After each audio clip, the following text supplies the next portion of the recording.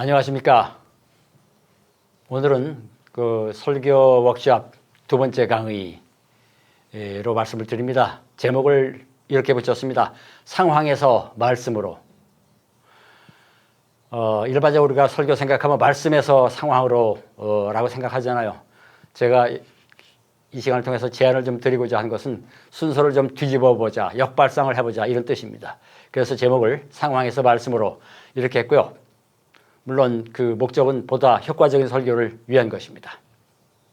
그래서 먼저 시작은 말씀과 상황을 순서를 뒤집을 필요가 있겠다. 이제 그 말씀을 좀 드리려고 하는데요. 말씀을 좀 함께 나누겠습니다. 설교를 하는데 어디에서 출발해야 할까요? 당연한 것을 왜 묻는가 할 수도 있습니다. 사실 많은 설교자들이 강해 설교나 주석 설교를 선호하면서 그들의 설교를 성서에서 시작합니다. 하나님의 말씀을 대언하고 선포하는데 마땅히 하나님의 말씀인 성서에서 시작해야 한다는 신념인 듯합니다. 그렇다면 성서는 무엇인가요? 성서가 우선 하나님의 말씀이라고 하는 것은 두말할 나위도 없습니다. 물론 이 표현은 은유로서는 옳은 말입니다.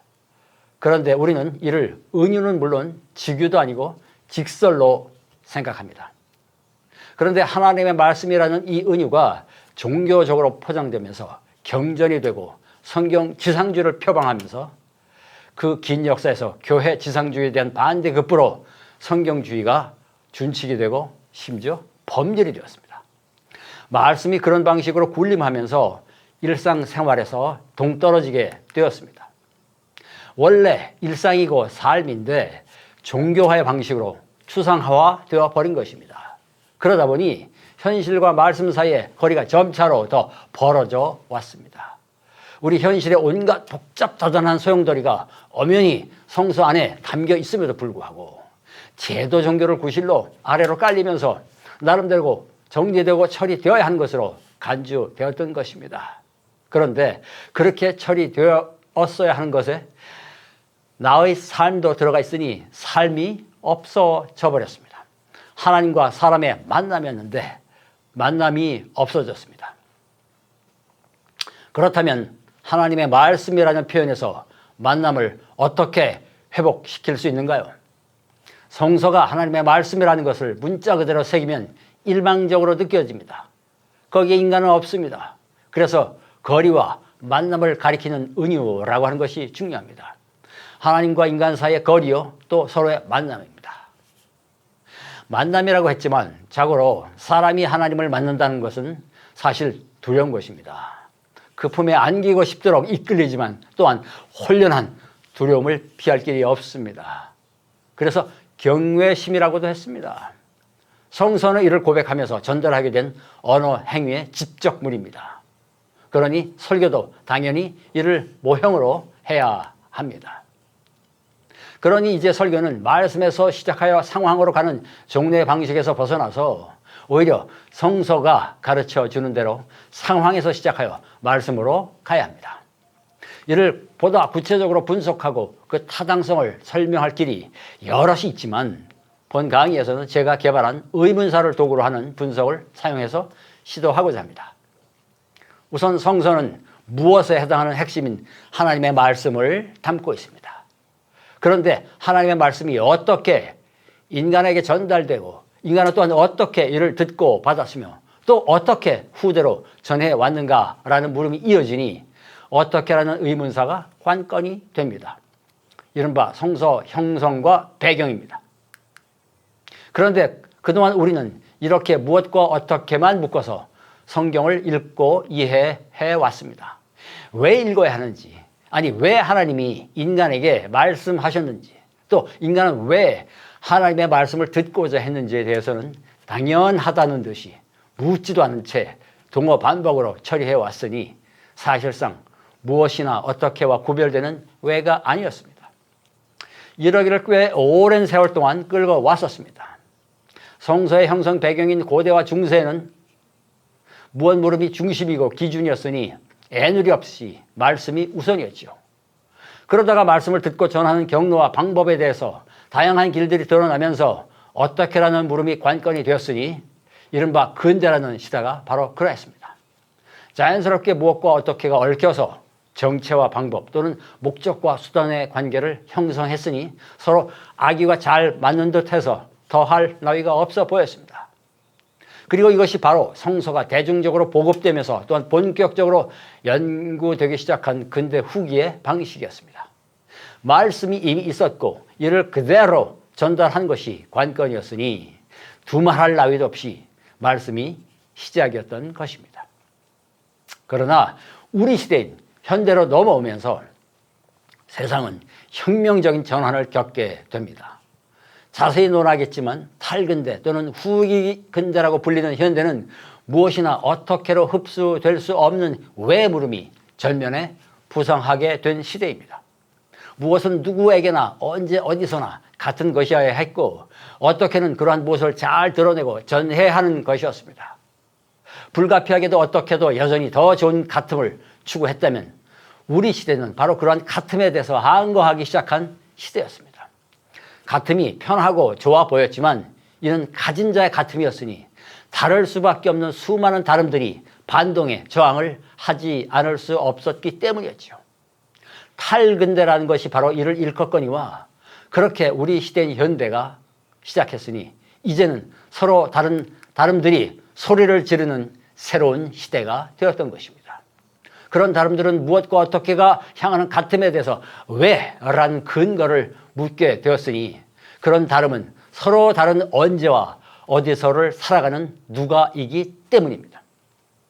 바야흐로 그동안 덮여 있었던 누가가 이를 이루고 있는 언제 어디서와 얽히니 이제 명실공히 누가 언제 어디서가 등장하게 되었습니다. 무엇과 어떻게가 말씀이라면 언제와 어디서는 상황을 가리키며 누가는 바로 청중에 해당할 터이니 상황에 처한 청중이 목소리를 내게 되었던 것이지요.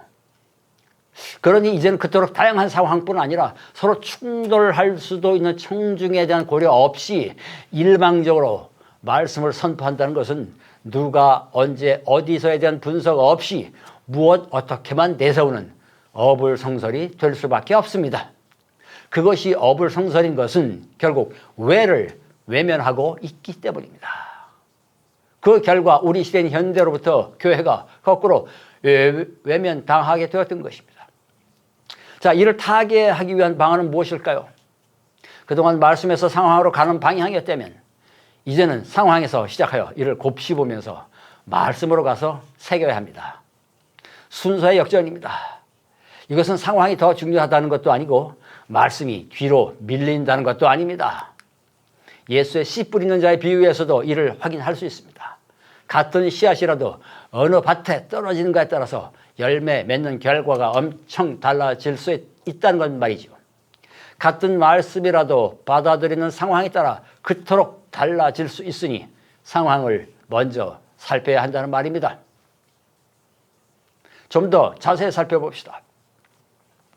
논의를 보다 효과적으로 하기 위해서 시대 배경을 근대와 현대에 한정하고 대비시키는 방식으로 위의 논의를 이어가겠습니다. 개신교의 태동 배경이 근대와 맞물려 있고 더 중요하게는 교회사의 경우에는 근대가 고중세와 크게 다르지 않게 전통적이었기 때문입니다.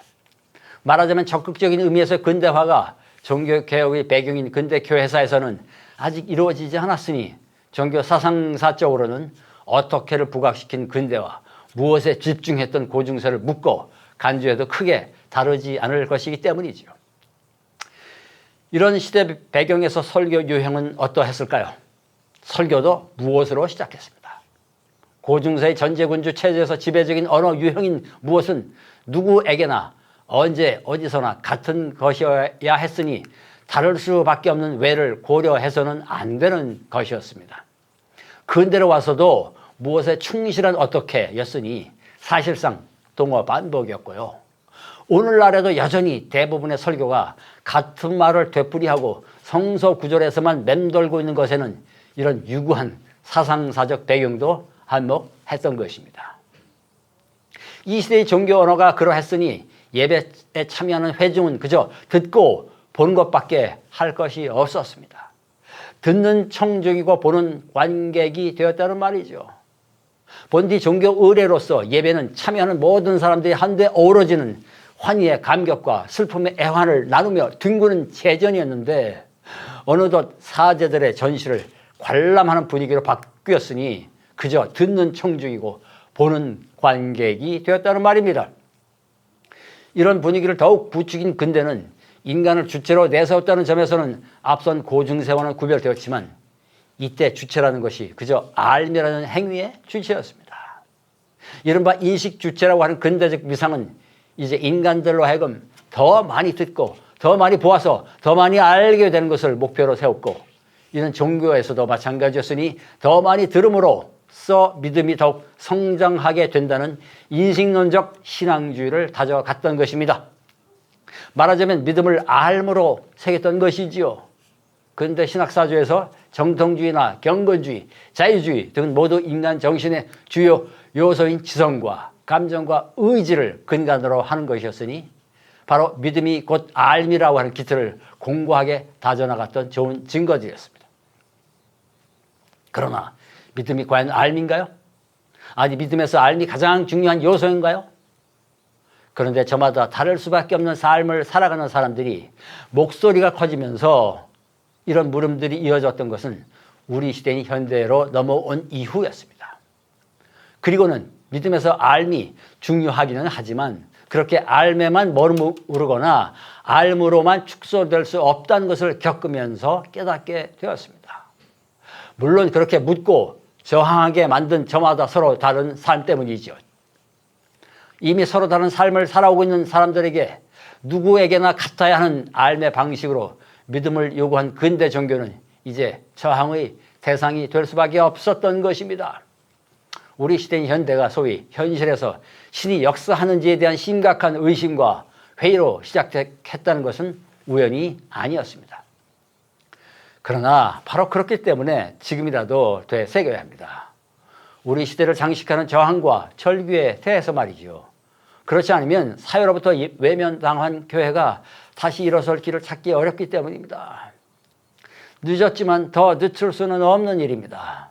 현대의 시대 정신은 무엇을 향하는가요?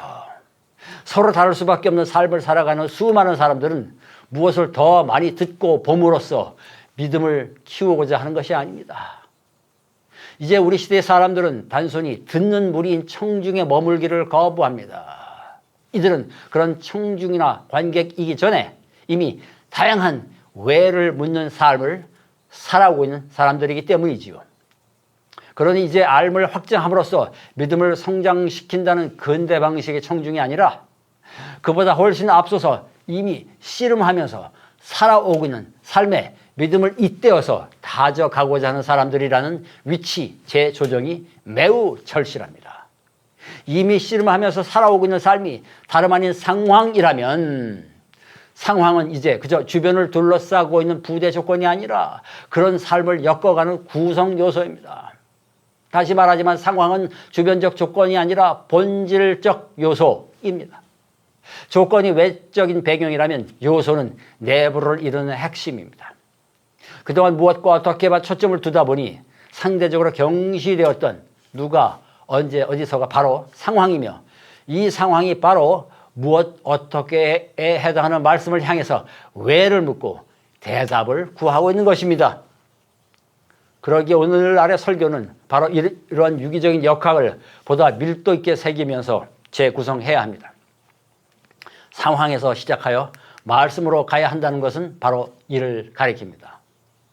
상황이 물음이고 말씀이 대답이니 당연히 그러합니다. 그런데 그동안 말씀을 먼저 내세우다 보니 대답이 먼저 등장하게 되었고 묻지도 않는데 대답이라고 나오니 대답으로 받아들이기가 어려웠던 것입니다. 물음 없는 대답은 대답이 아니기 때문입니다. 이것이야말로 오히려 말씀을 모독하는 일이었으니 이제라도 발상의 전환을 통해서 전개 순서를 역전시켜야 합니다. 물음이 먼저 나와야 대답이 뜻있게 새겨지고 받아들여지며 결단에 이르게 할 수 있기 때문이죠. 그리고 이것이 보다 더 힘있고 설득력 있는 설교가 될 수 있는 출발점이 될 것입니다. 자, 그렇다면 먼저 상황에서 시작할 수밖에 없고 그래야 하는 이유를 살피기 위해서 듣는 무리인 청중에 앞서서 이미 삶을 살고 있는 사람이라는 점, 이 점을 좀 더 밀도 있게 살펴봅시다. 이를 위해서 탁월한 사례로서 루돌프 불트만의 논문을 한 편 보고자 합니다. 주옥 같은 작품들이 많이 있지만 그의 해석학을 살피는 데 있어서 전제에 해당하는 탁월한 자료로서 학문과 실존이라고 하는 논문이 있습니다. 단도직입적으로 학문이 삶을 가리킨다면 실존은 삶을 뜻하니 이는 삶과 삶 사이의 관계를 특별히 대조의 눈으로 보고 있습니다. 불트만은 그 대비를 다음과 같이 간명하게 언급합니다.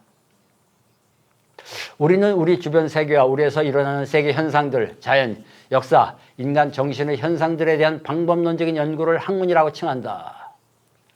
이 연구는 저 영역들에서 지식을 얻으려는 목적으로, 즉 진리를 인식하려는, 다시 말하면 그 현상들의 실제적인 모습, 참모습, 그 자체들의 모습을 인식하려는 목적으로 수행된다. 반면에 우리가 실존이라고 부르는 것은 가령 단순한 물존적 전제에 어떤 것이 실존한다 또는 물존적으로 존재한다는 사실이 아니라 특수하게 인간적인 방식으로 존재하는, 즉 자신의 존재를 위임받은, 자신의 존재를 문제시할 수 있는, 자신의 존재의 만족 또는 불만을 말할 수 있는 인간의 존재, 간단하게 말해서 시간적인 존재로서 그 자신의 역사를 가지고 있는 책임적인 인격적인 존재이다. 좀 어렵죠? 풀어보겠습니다. 자, 먼저 학문을 말하는 부분에서는 진리, 인식, 지식 이런 단어들이 나오는데 그게 한 묶음이 되고요. 실존을 다루는 부분에서는 시간, 역사, 인격, 그게 또 다른 묶음이 될 터입니다. 학문으로 표기된 인식은 알미라는 행위를 가리킵니다. 이에 비해서 실존에서 나온 역사와 시간이라고 하는 것은 끊임없이 변화하는 흐름이니 알모로 모두 담을 수가 없습니다. 그러니 물음이 나올 수밖에 없겠죠. 실존이 문제라는 것은 바로 이것을 가리킵니다. 시간이 그렇고 또 역사가 그렇습니다. 시간 안에서 살 뿐 아니라 시간을 살기 때문이죠. 뒤집어 말하면 시간이 나를 살기 때문입니다. 잘 생각해 보십시오. 내가 시간을 사나요? 그런 면이 있습니다. 그러나 한꺼풀 베끼면 거꾸로 시간이 나를 살아가고 있습니다. 내가 시간을 좌지우지할 수 있던가요? 아니잖아요. 시간이 나를 살고 있는 겁니다. 삶이 나를 살아간다고 해도 좋습니다. 내가 삶을 사는 것 같지만 그것으로 끝나는 것이 아니라 거꾸로 삶이 나를 살아가니, 그러니 모를 수밖에 없고 또 물을 수밖에 없기 때문입니다. 이와 같은 학문의 실존이라고 하는 대비를 신앙에 적용한다면 어떻게 될까요? 우리가 그동안 신앙을 상당히 학문적인 방식으로 해왔다는 것이 드러납니다. 무슨 말인가 하겠지만 종교의 궁극적인 목적을 불안으로부터 해방으로 새기면서 알을 통해서 해결하려고 하기 때문입니다. 종교는 마땅히 그래야 하지 않을까 하면서 당연하게 여기니 재론의 여지가 없어 보입니다. 그런데 실존에서는 불안과 관련하여 해방이 아니라 결단이 요구됩니다. 불가능한 극복을 주장하면 도피로 빠질 수밖에 없으니 말입니다. 그렇다면 이를 해결하기 위해서 거꾸로 질문해 볼 수 있습니다. 우리가 비록 신앙을 학문 방식으로 해왔다고 하더라도 나름대로 그만한 종교적인 기능이 작동해왔다는 것을 부정할 수는 없습니다. 종교가 본디 해방을 위한 것이니 말이죠. 그래서 종교가 그러한 기능을 예찬하고 활용해 왔는데 그런 것들이 도대체 어떤 문제를 지니고 있다는 말인가요? 그런데 근대인은 이런 질문을 던지지 않았습니다. 근대인들에게 이것은 곧 물러설 수 없는 신념이었습니다. 객관성과 보편타당성이 진리의 기준으로서 중요했으니 마땅한 것이기 때문이었습니다. 그런데 그러한 알의 기만에 대한 삶의 폭발이 우리 시대에 물음으로 터져 나왔습니다. 이제 우리 시대에는 복잡성을 더 이상 객관성의 이름으로 억누를 수 없기 때문이었죠. 더 이상 참을 수 없는 삶의 몸부림인 것입니다. 수백 년을 기다려 우리 시대는 현대로 넘어와서 실존의 이름으로 삶을 근거로 터져 나온 것입니다. 물론 실존에 대해서 학문이 통째로 의미가 없는 것은 아닙니다. 학문이 나쁘다는 것도 아니고요. 인간 실존과 믿음에 대해서 알므로서만 재단할 수 없다는 것일 뿐 알미 무의미한 것은 아니니 말입니다. 믿음에는 당연히 알의 요소가 있기 때문입니다. 모르지만 모르기만 한 것은 아니기 때문입니다. 알미 없이는 시작도 되지 않습니다. 그러나 그게 전부는 아니죠. 학문이 인간의 삶과 믿음을 이해하고 구성하는데 어느 정도의 적절성을 지니느냐가 관건입니다. 알에 갇혀서 알미 전체라고 해버리면 자기가 알고 있는 것이 전부가 되어버리기 때문에 하나님을 믿는 것이 아니라 자기의 신념을 믿게 됩니다. 결정적인 오류에 빠집니다. 그래서 알을 누리려는 학문적인 신앙은 자가당착이 된다는 것입니다. 거듭 말하지만 학문적 분석은 알미고 실존적 신뢰는 모름입니다. 신뢰란 모르면서 믿는 것입니다. 알면 믿고 말고 할 필요가 없습니다. 그러나 모르면서 믿는 신뢰는 반드시 해방으로 간다는 보장도 없이 믿는 것입니다. 해방에 대한 보장을 전제한다면 신뢰가 아니라 확인일 뿐입니다. 이에 비춘다면 우리가 신앙을 신뢰의 방식이 아니라 확인의 방식으로 하려는 성향에 매우 강하게 지배되고 있다는 것이 드러납니다. 그러니 실존의 이러한 논의들이 매우 못마땅을 할 뿐 아니라 사실 이해하지도 못합니다. 그러나 신뢰는 확인이 아니라 모험으로 이끌고 갑니다. 그런데 교회 안에서는 종교적으로 확신과 결단이라는 단어를 마구 버무려서 씁니다. 그래서 구별이 잘 안 됩니다. 구별이 제대로 되지 않은 채 결국 우리를 끌고 가는 동력은 결단을 확신으로 채색하는 기만일 수도 있습니다. 결단이라고 하는 것이 이래서 확신의 부산물이 되어버립니다. 그러나 결단은 기본적으로 신뢰이고 모험이니 불안의 문제를 쌓고 씨름하는 실존적인 삶입니다. 문제를 해결해서 제거하는 것이 아닙니다. 이미 삶에서 불안을 제거하는 것이 불가능한데 그렇게 살아가는 불가피한 현실에서 그것과 어떻게 관계할 것인가를 고민합니다. 확신은 알면서 행동하는 것이고 결단은 모른 채로 하는 것입니다. 알면 결단은 필요가 없으며 가능하지도 않습니다. 알게 된 내용을 그냥 실습하면서 확인하는 것일 뿐입니다. 그러나 결단은 모르는데 행동하는 것이죠. 사실 우리는 학문의 세계에서 대답을 먼저 만납니다. 묻기도 전에 대답이 먼저입니다. 교리문답이 좋은 증거입니다. 게다가 물음마저도 학습됩니다. 그러나 삶은 다릅니다. 우리가 의식하지 못하는 가운데 삶은 이미 우리에게 질문의 형태로 자리 잡고 있습니다. 물음이 없는 것이 아니라 단지 덮여져 있을 뿐입니다. 그렇기 때문에 우리가 성경을 읽거나 설교를 들을 때도 우리가 의식하지 못하는 가운데 삶에 돌아다니고 있는 물음의 얼개에 맞춰서 나도 모르게 추려지고 있는 것입니다. 어떤 것인지 모르지만 없지는 않습니다. 알기도 전에 이미 그렇게 살아오고 있었으니 말이죠. 그래서 인식론을 넘어서 해석학으로 가야 합니다. 그저 들어서 알을 누리는 청중이 아니라 이미 씨름하면서 삶을 살아오고 있는 사람들이기 때문입니다. 이렇게 청중에 대한 태도를 전환해야 설교가 다시금 생동적인 사건이 될 수 있습니다. 자, 설교에서 회중이 그저 듣고 있는 청중이 아니라 삶을 사는 사람들이라면 이들이 살아가는 삶의 현장이 핵심적인 관건이 될 것이면 두말할 나위도 없습니다. 삶의 현장을 달리 상황이라고 한다면 상황이 중요할 뿐 아니라 설교의 도입을 위한 출발이 되어야 합니다. 이를 위해서 삶을 사는 사람들의 자리, 즉 상황에 대해서 보다 밀도 있는 분석이 요구됩니다. 이 점에서 탁월한 사례를 제시한 폴 틸리히의 흔들리는 터전이라는 설교집을 보고자 합니다. 틸리히 설교에서 가장 주목해야 할 것은 상황 분석에서 핵심인 긴장입니다. 부대끼는 일상에서 나름대로 삶을 이해하는 방식과 내용들이 다양하다 못해서 서로 충돌합니다. 현실에서는 이를 대체로 모순이라고 간주합니다. 정면으로 충돌하고 대립하니 양립불가처럼 보입니다. 그 모순을 틸리히가 역설로, 즉 양립불가를 공존 가능으로 더 나아가서 상호 공속으로 끌고 가려고 합니다. 말하자면 현실의 모순에서 당의 역설로 가는 과정을 긴장으로 분석하고 해법을 도모합니다.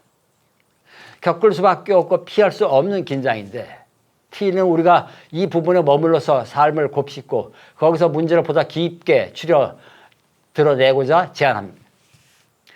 아울러 그로부터 어느 단계까지 추려낼 수 있는 대답을 끌어내는 긴장의 과정이 설교도 적절하게 담겨진다면 이때 청중들의 삶이 자연스럽게 그 안으로 끼어 들어가면서 공감할 수 있는 가능성이 넓어질 것이다 라고 이렇게 추정합니다.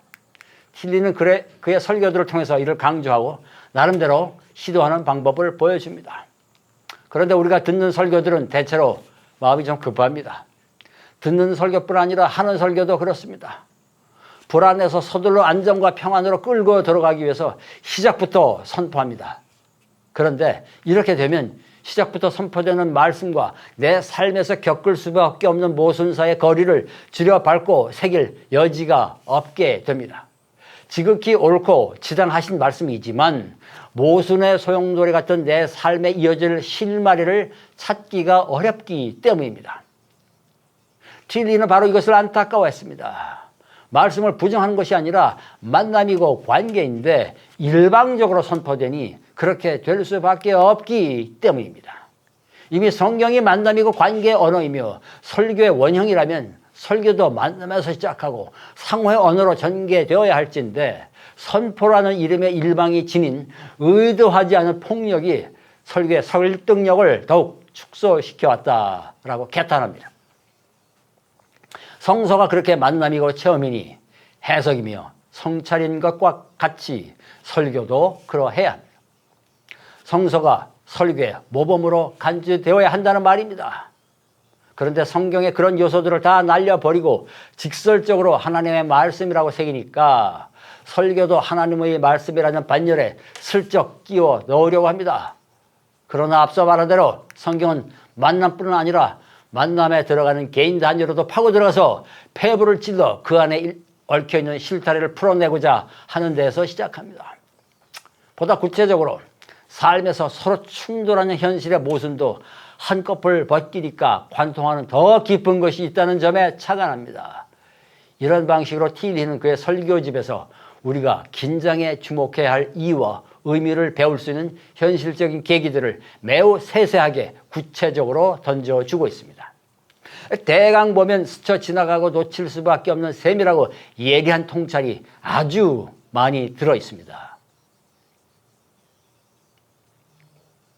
그러나 역사를 향한 긴장을 쌓는 통찰들을 우리가 공유한다면 설교를 듣는 감각과 아울러서 설교를 하는 지혜도 얻을 수 있을 것입니다. 틸리는 이렇게 말합니다. 그리스도 교회 바깥에서 온 분들에게 전통적인 성경 용어들로 행해지는 설교는 아무런 의미도 없었습니다. 그런 까닭에 나는 성경과 교회 용어들이 가리키는 인간의 경험을 다른 용어들로 표현하는 언어를 찾아야만 했습니다. 이런 상황에서 변증적 형태의 설교가 나타났습니다. 자, 틸리는 흔들리는 터전이라고 하는 설교집을 시작하는 서문에서 그 설교의 목적과 방향을 이렇게 분명하게 규정합니다. 수록된 짤막한 설교들이 모두 성서 구절을 시작하는 도입부에 놓고 있습니다. 그러나 흔히 들을 수 있는 성서 구절에 대한 동어 반복은 전혀 아닙니다. 성서 구절의 배경에 대해서 간략하게 언급하고는 교회 바깥과도 소통할 수 있는 일상 언어로 번역하고 우리 시대에 적용할 실마리를 던집니다. 그런데 이러한 노력이 그리스도 교회 바깥에서 온 분들에게만 의미를 지니는 것은 아닙니다. 마치 교회 안에 있는 사람들에게는 성서 구절이 모두 말이 되고 뜻이 맞깝게 잘 통한다는 뜻이 말입니다. 교회 안에 있는 사람들도 더 긴 시간과 더 넓은 공간을 교회를 벗어나서 살고 있습니다. 오늘날 교회가 새로운 선교의 대상이라고 하는 아이러니는 부정할 수 없는 사실이니 오히려 교회도 같은 필요성을 지니고 있습니다. 틸리의 설교들은 그러한 고민을 깊이 담고 있습니다. 성서 구절에서 주제를 뽑아서 간단한 배경을 살피지만 현실에 연결할 실마리를 가지고 바로 우리 현실에 뛰어들어옵니다. 그리고는 촌철살인의 해안으로 현실에서 겪을 수밖에 없는 문제들을 모순의 형식으로 분석하고는 그런 모순들을 포함하고 초월하는 역설의 통찰을 제시하면서 다시 성서 구절에서 그 가능성을 일궈내는 방식으로 설교들을 구성하고 있습니다. 먼저 성경을 보는 그의 태도에 대해서 그의 말을 한번 들어보겠습니다. 성서는 인생의 무상함과 불행에 관한 오래된 지혜를 드러내기 때문입니다. 성서는 영혼 불멸에 관한 유창한 진술로 인생에 관한 진리를 숨기려 하지 않습니다. 성서는 인간의 상황을 진지하게 다룹니다. 성서는 우리에게 우리 자신에 관한 태평스러운 위로를 제공하지 않습니다. 자, 우리가 종교적 인간으로서 종교 경전에 대해서 기대하는 것을 정면으로 뒤집습니다. 값싼 은총이 남발되는 종교 현실에 대한 고발입니다. 그러나 이토록 절절하게 성서관에 대한 비종교적인 개혁을 외치는 틸리의 목소리는 아직도 외로운 광야의 외마디처럼 들리는 것이 오늘날의 종교적인 현실입니다. 그럼에도 불구하고 틸리는 조금 더 굴하지 않고 보다 단호하게 종교를 넘어설 것을 호소합니다. 그러한 비판에 이어서 틸리는 다음과 같은 대안으로 종교를 넘어서 새로운 삶을 향할 것을 설파합니다. 새로운 존재를 향한 믿음의 삶이 마땅한 것이라면 하나님의 섭리에 대한 이해도 종교적 인간의 원초적 욕망 충족 체계를 넘어서야 한다고 주장합니다. 삶의 현실을 희망과 행복으로만 포장하려는 욕망이 하나님의 섭리를 왜곡해왔던 종교적 현실을 고발하고 궤도 수정을 준엄하게 요구합니다. 이렇게 말합니다. 섭리의 내용은 무엇입니까? 그것은 하나님의 도우심 덕분에 모든 일이 잘 풀리는 것을 의미하지 않는 것은 분명합니다. 결국 좋지 않게 끝나는 수많은 문제들이 존재하기 때문입니다. 또한 그것은 모든 상황에서 희망을 유지하는 것도 아닙니다. 결코 아무런 희망도 찾을 수 없는 상황이 존재하기 때문입니다. 또한 그것은 역사의 어느 시기에 인간의 행복과 선을 통해서 하나님의 섭리가 증명되리라고 하는 기대도 아닙니다. 자, 이렇게 보면 도대체 하나님은 무엇을 해주신다고 기대해야 하는가를 되묻지 않을 수 없을 것처럼 보입니다. 희망도 찾을 수 없고 문제가 해결되지도 않으며 행복이 보장되지도 않는다면 도대체 종교와 신앙이 무슨 소용이 있는가라고 말입니다. 종교적 인간으로서는 망연자실하지 않을 수가 없습니다. 그런데 틸리의 설교는 우리가 섭리를 구실로 인간이 도저히 알 수도 없고 해결할 수도 없는 것에 대해서 마구 넘나드는 범주의 오류를 범하고 있다고 비판하는 데에서 더 큰 의의를 지닙니다. 우리는 전체의 본질에 대해서 추측하거나 그 전체에 간접적으로 다가갈 수 있을지 모릅니다. 그러나 우리는 전체 자체를 보지 못합니다. 우리는 그것을 대면해서 보듯 직접 이해하지는 못합니다. 빛은 작고 어둠은 큽니다. 몇 가지 파편은 존재하나 전체 모습은 드러나지 않습니다. 여러 가지 문제가 있으나 해답은 없습니다. 전체를 알 수 없다고 합니다. 전체를 안다고 하면 독단이 되기 때문입니다. 내가 알고 있는 것이 전체이고 당연히 옳다고 주장하면 독단이 된다는 것입니다. 틸리는 자고로 인간이 신의 섭리 운운하게 되면 전체에 대해서 알고 있다는 착각에 빠지게 된다라고 경고하고 있습니다. 이처럼 섭리에 대한 우리의 오해는 독단의 오류의 비견이 됩니다. 그렇다면 어떻게 해야 할까요? 틸리는 파편들과 더불어 살기를 제안합니다. 전체가 아니라 파편이라는 것입니다. 부분이다 못해 파편이라는 것입니다. 부분은 잘 모이면 서로 붙어서 전체를 이룰 가능성을 지닌 것인데 반해서 파편은 어떻게 해도 전체를 이룰 수는 없습니다. 부분은 전체를 전제하는 일부이지만 파편은 그 자체로 흩어지고 쪼개지고 부서진 쪼가리니 달리 전체를 떠올릴 수도 없습니다. 그런데 이제 인간이 그렇게 파편이라는 것입니다. 다만 그렇다는 것을 겸손하고 조신하게 받아들이면서 너머를 향한 희망을 가지라는 것입니다. 부분들을 모아서 전체를 만든답시고 해서 될 일이 아닌데 부질없이 자기 도취적으로 착각하지 말고 전체에 대한 우상이라는 망상에 빠지지 말라는 것입니다. 틸리는 이에 대한 탁월한 모형으로 사도 바울을 소개합니다. 그의 말을 들어봅시다. 인간은 자신에게는 파편이며 수수께끼입니다. 그가 그 사실을 경험하고 알수록 그는 더욱 참된 인간이 됩니다. 바울은 그 자신이 난제나 결함이 없는 온전하고 완벽한 진리라고 믿었던 삶과 사상의 체계가 부서지는 것을 경험했습니다. 그 후 그는 자신이 지식과 도덕의 파편들 아래에 묻혀있음을 알게 되었습니다. 그러나 바울은 그런 파편들로 다시 새롭고 안락한 집을 세우려 하지 않았습니다. 오히려 그는 그런 파편들과 함께 살았습니다. 그는 그런 파편들은 오히려 우리가 그것들을 모아서 다시 무엇인가를 만들고자 시도할지라도 여전히 파편들로 남아 있으리라고 하는 것을 깨달았습니다. 그 파편들에 속해 있는 통일체는 그것들 넘어 있습니다. 그것은 대면을 통해서가 아니라 희망을 통해서 파악됩니다. 너머의 전체는 결코 우리가 대면할 수 없습니다. 이것을 대면할 수 있다고 착각하면 인간의 신의 섭리를 자기의 손아귀에 놓고 마음대로 주무르게 됩니다.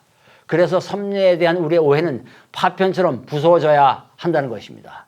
대면이 아니라 희망을 통해서라는 것은 우리 인간이 신의 섭리를 알 수 없다는 것을 가리킵니다. 다만 그렇게 소망할 뿐이라는 것입니다. 그런데 갖지 않고 기다린다는 것이 아무것도 하지 않고 멈춰 있는 것은 아닙니다. 그러한 기다림은 바로 그러한 갖지 않음과 가짐의 긴장을 겪어가는 과정에서 성장하고 성숙하게 합니다.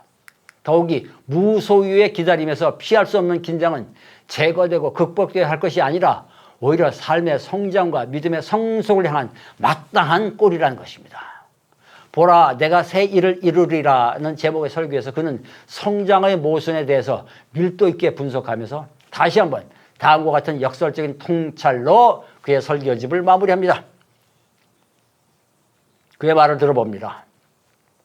성장의 법칙과 그것의 비극적인 본질을 좀 더 깊이 들여다봅시다.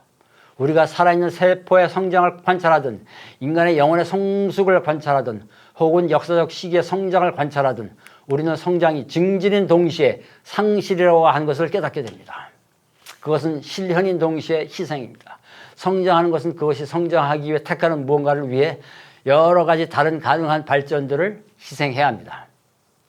성장이라는 것이 증진과 상실 또는 실현과 희생처럼 모순적인 대립이 불가피하게 얽혀 있다는 것에 주목합니다. 언뜻 보기에는 성장이 그저 증진이고 실현인 것 같지만 상실과 희생이 함께 얽혀 있다는 것을 깊이 들여다보라는 것입니다.